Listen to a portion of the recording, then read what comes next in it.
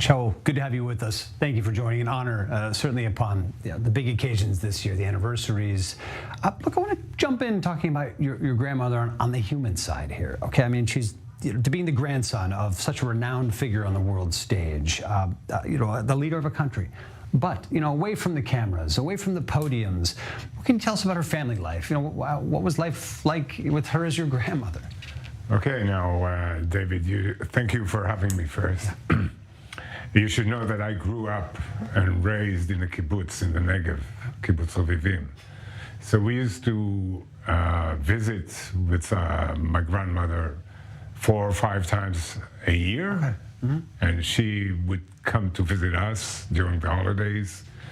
It was also always a fantastic experience for me.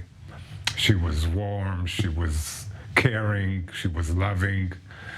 And I was captivated by her stories, and it was always a wonderful experience. I loved being around her, or visiting with her.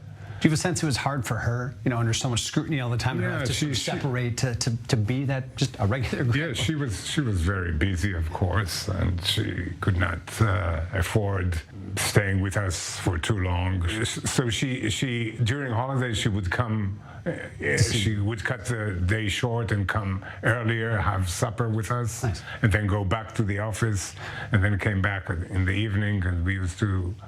I always loved just listening to her stories and to her conversations with grown-ups. I was a child, but still was very, very interested in their stories and conversations. So. For good reason. I have to ask you, what are your thoughts? We're in the midst of a new movie about her, Golda, that's come out. What are your thoughts about the movie? I mean, is it the unique experience of seeing someone else, play your grandmother here? Right. Did they get it right? Does it feel authentic? Seeing this portrayal? It did. I think Dame Ellen Mirren did a fantastic job in portraying her, and she really got it right. I mean, she was so authentic. You could really imagine my grandmother walking and speaking. She did a great job.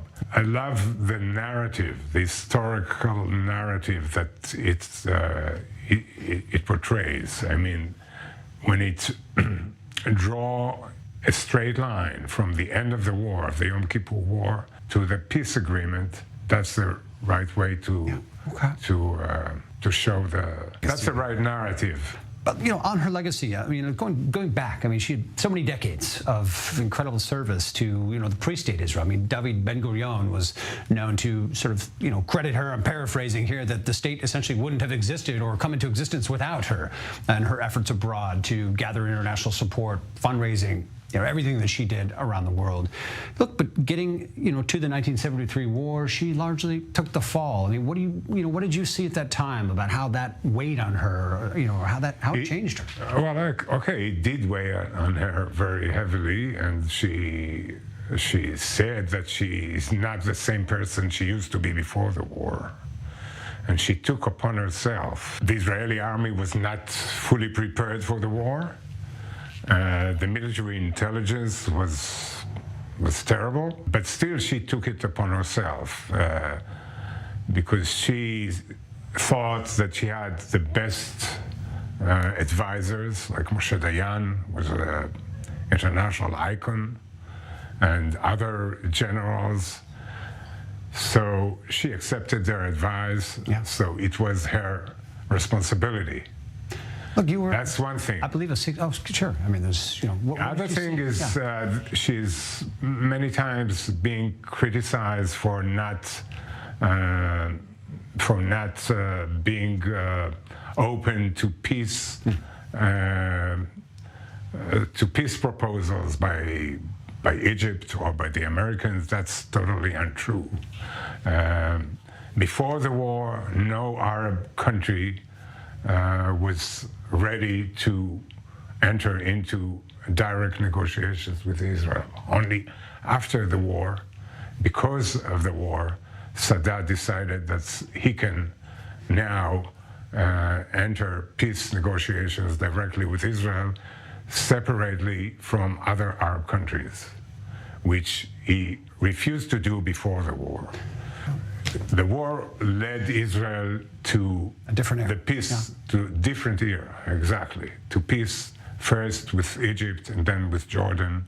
What can you tell us about the Golda Meir Institute for Leadership? Today that they Okay, the Golda Meir Institute for Leadership is a relatively young non-profit organization dedicated to the commemoration of my grandmother, of Golda Meir, her life and her achievements, her many achievements. Each year, we award the Golda Meir Prize to people, organizations who make contribution to Golda's commemoration, and otherwise we have a very rich website that you can go, goldameir.org/il.